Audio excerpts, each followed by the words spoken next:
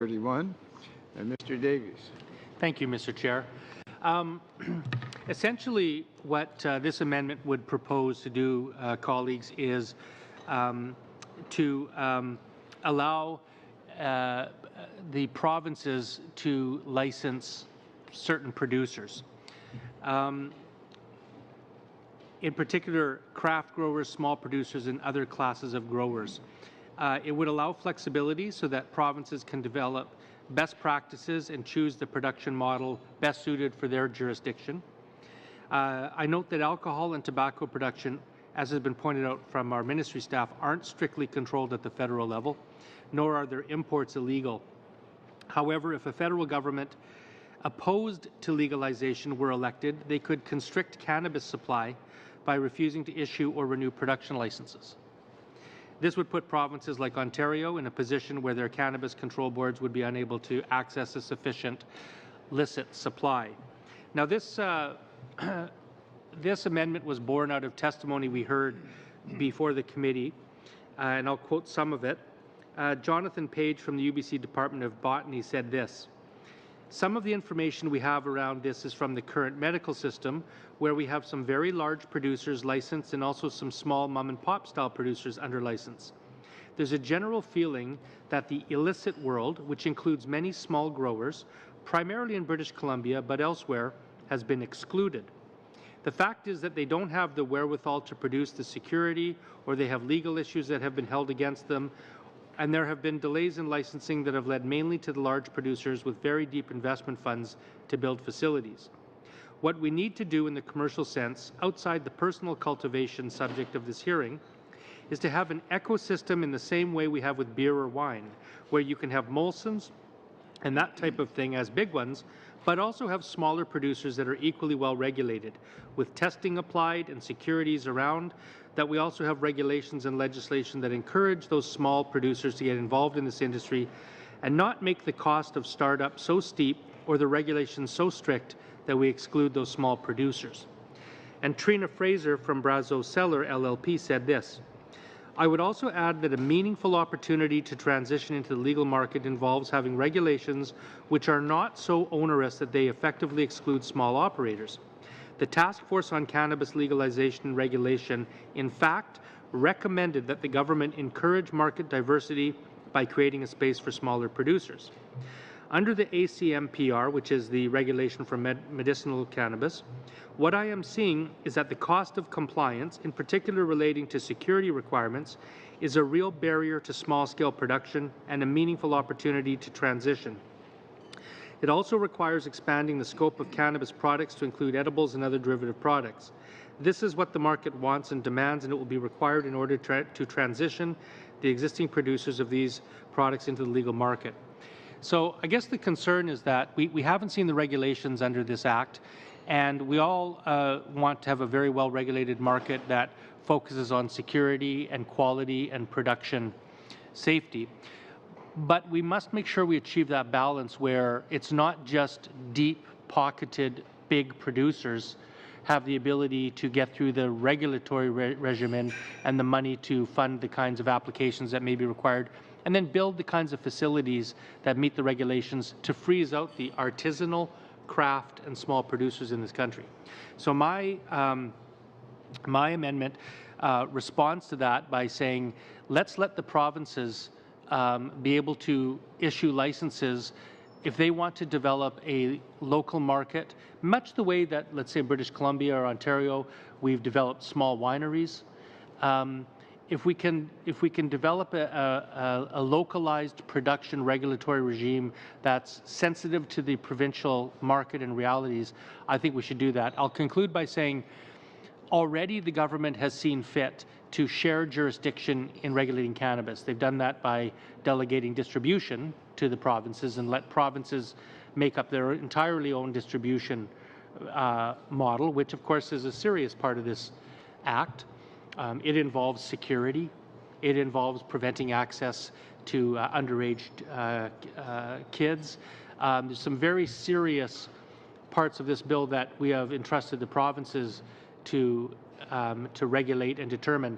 So allowing them to develop production licenses in a manner that suits their provincial sensibilities, I think is important. And finally, I'm just going to conclude by saying I will repeat that idea that if you leave production licenses in the hands of the federal government, we are assuming that a federal government will always grant those licenses. What we saw with the supervised injection sites is that in the hands of a government that doesn't really believe philosophically in supervised injection sites, no licenses get issued. The legislation is there, but no licenses get issued.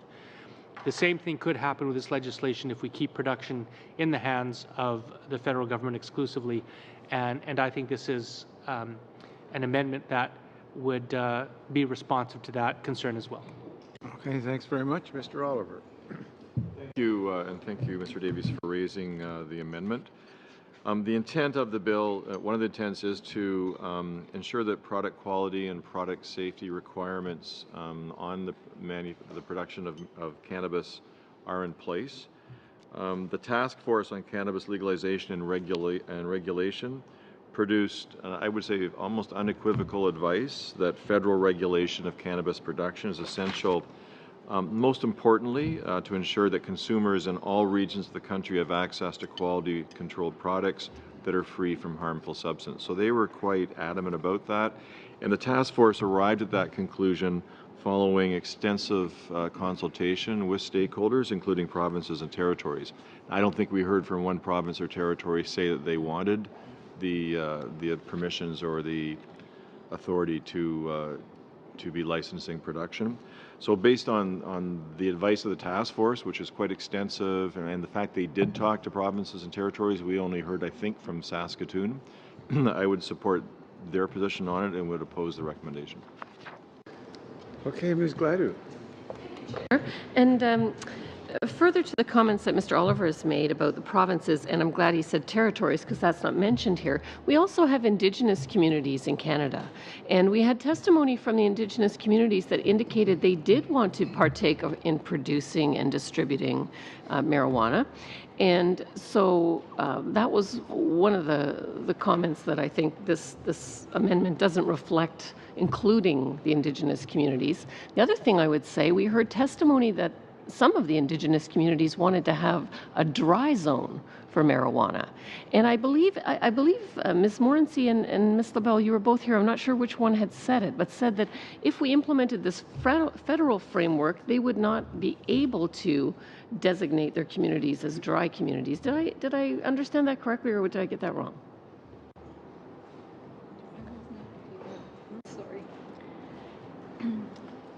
I don't recall precisely responding to that question. I think the question might have been put to the Minister of Justice.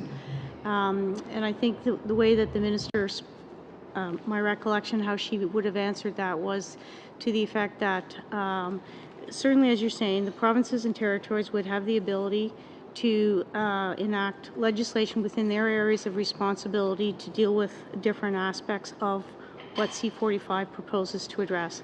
And I think the Minister spoke to, with respect to the issue of Indigenous communities, that they derive their authorities from a number of sources, whether it's Indian Act, self-government agreements, Section 35 of the Charter, and that there isn't a blanket answer on that, but that discussions are continuing with Indigenous communities as to how to implement these measures moving forward.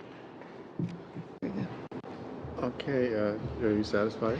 Well, I mean, it clearly says that the question hasn't been answered, but we're rushing forward with the legislation anyways. And you know, I thought the point. Say that. Well, the point was made that they're not sure because they're covered under a bunch of different rules. But if this is a right that we're granting to all Canadians, and they're Canadians, then I think there could be some kind of a contest if some Indigenous community decided they wanted to be dry, and it kept certain persons in their community from being able to exercise their right.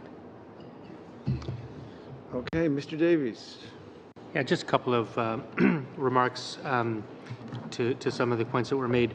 I don't think anybody in this room would suggest that provinces are any less sensitive to ensuring that their populations have access to safe and quality controlled cannabis. I mean, certainly that's not the exclusive purview of the federal government. And I think it would be unfair to suggest to provinces that they would take any less rigorous approach to licensing production in their province than the federal government would. It is true, as Mr. Oliver pointed out, unfortunately, despite inviting a number of provinces, this committee heard from precisely one province. One province agreed to appear before this committee. And I would argue that, in keeping with Ms. Gladew's statement, part of that is they weren't prepared to appear.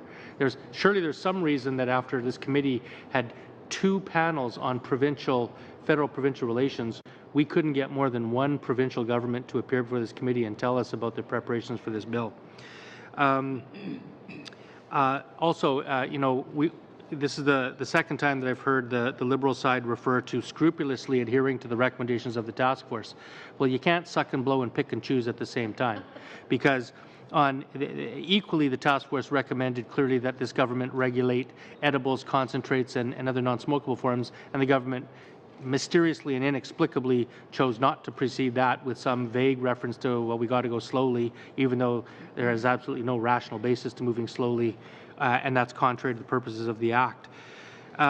So what I would say is the very real thing here is just like provinces regulate small craft breweries and wine production, that's not the federal government, that's the provincial government. We want to make sure that we can give the flexibility to provinces doing that, and that's what's the basis of this amendment.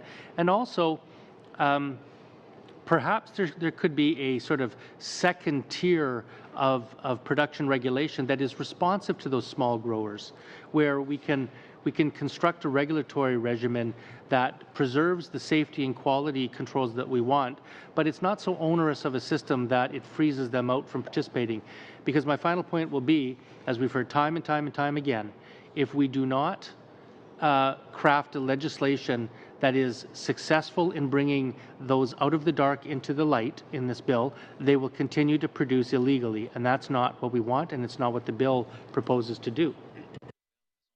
Seeing no further speakers, I'm going to call for a vote on NDP 31. All Chair, those have a recorded vote, please. Why, certainly. Monsieur Ayoub, Mr. Yolson, Mr. McKinnon, Mr. Oliver, Ms. Sidhu, Ms. Gladue, Mr. Van Kesteren, Mr. Weber, Mr. Davies. Yes pour 1, nays contre 8, 8. I declare amendment NDP 31 defeated. Now shall clause